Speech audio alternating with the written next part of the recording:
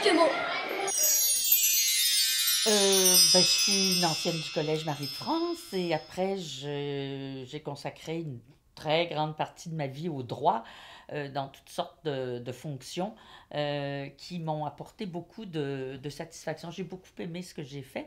Et puis là, je suis à la retraite depuis 4 ans et demi et j'ai laissé tomber le droit, puis je m'occupe de toutes sortes d'activités bénévoles, plus particulièrement dans le domaine de l'opéra, qui est ma grande passion. Alors, là aussi, je suis très heureuse.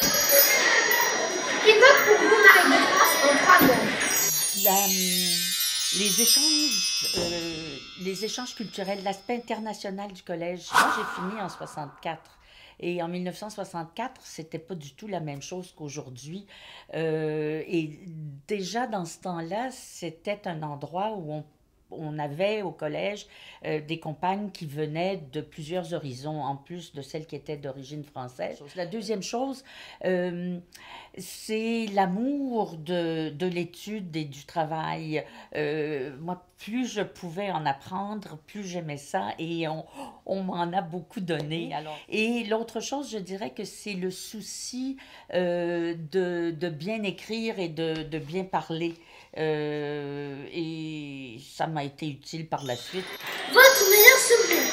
C'est la fois où on avait organisé une séance en faisant nos discours en latin dans la grande salle qui est maintenant l'auditorium. Et puis j'étais César.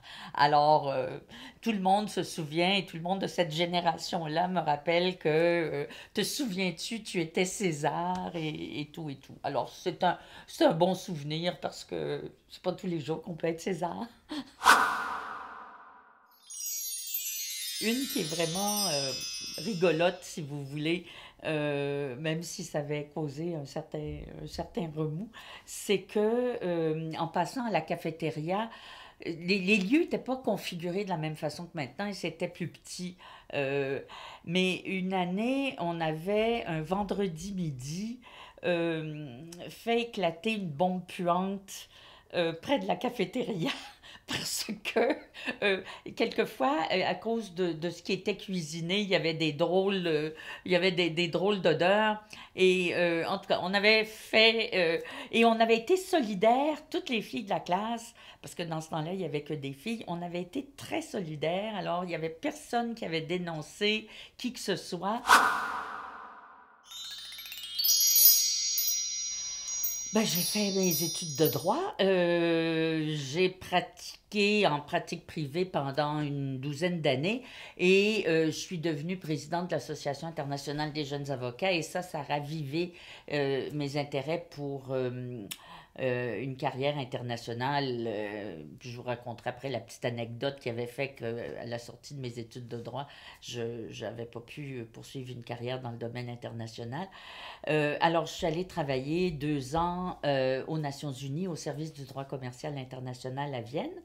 Et quand je suis revenue, j'ai été nommée commissaire à la Commission canadienne des transports. Alors ça, les transports, finalement, c'est ça, les chemins de fer, c'est ça qui a fait que le Canada s'est développé. Et on réglementait les chemins de fer, les transports par eau, le transport aérien. Et j'ai eu l'occasion de voyager à travers le pays, de voir des endroits absolument extraordinaires. Ça a été quelque chose d'absolument fascinant. Et j'ai vu toutes les choses qu'on apprenait au cours de géographie là, quand on était au collège. Ça aussi, c'était très intéressant. Et puis ensuite, j'ai été sous-ministre déléguée au ministère de la Justice à Ottawa. J'étais responsable des affaires concernant le Québec, droit civil et la rédaction législative, les services législatifs. Et puis après ça, je suis devenue juge en 1994 jusqu'à ma retraite en 2010. Que vous a apporté Marie de France dans votre vie et dans votre carrière? Je suis un parfait produit du collège parce que j'ai commencé, dans le temps, on appelait ça la huitième. Alors c'est 8, 7, 6 et jusqu'à la fin, là, jusqu'au baccalauréat. J'avais quoi? J'avais 9 ans, je pense, quand je suis arrivée, quelque chose comme ça.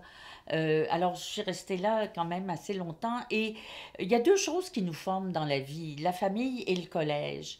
Et je pense que le collège m'a beaucoup formée. Et une des choses que j'ai beaucoup appréciées, entre autres quand j'ai été juge, parce que il faut qu'on les rédige, les jugements quand on est juge, euh, c'était la technique de rédaction qu'on avait appris. Un conseil à donner aux élèves actuels. Les choses que j'ai apprises au collège, je pense, c'est le sens de l'effort et du travail. Et on n'a rien dans la vie sans effort et sans travail. Bon, il ne faut pas se prendre au sérieux, il faut travailler dans la joie et tout ça, mais il faut travailler.